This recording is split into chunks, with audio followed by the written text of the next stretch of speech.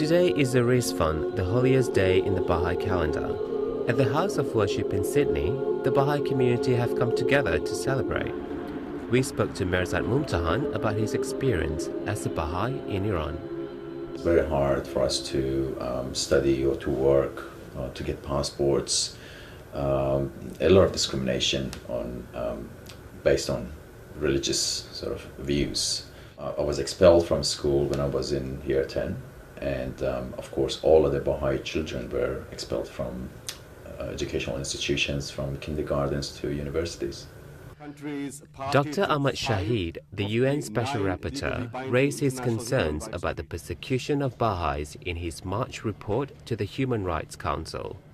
The Australian government has echoed his concerns in response. The UN Special Rapporteur on Freedom of Religion and Belief described the treatment of the 300,000 Baha'is as among the most extreme manifestation of religious intolerance and persecution in the world. Dr. Shaheed calls for the release of 7 Baha'i leaders who were imprisoned 5 years ago. One of them, Saeid Rezaie, is Mehrzad's uncle.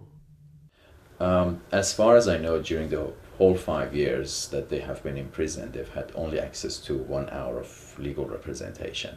To mark the 5th year imprisonment of the 7 Baha'i leaders, here at the New South Wales Parliament House, a national forum calling for their immediate release will be held on the 7th of May.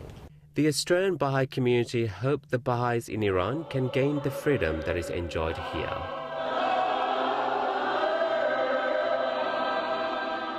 It's abhorrent, the teachings of Baha'u'llah are that we are peaceful beings. It just makes you really thankful to be living in Australia, somewhere so free and open. As you can see here, we have the liberty to practice our faith. This is how it should be everywhere, in Australia, in Iran, around the world.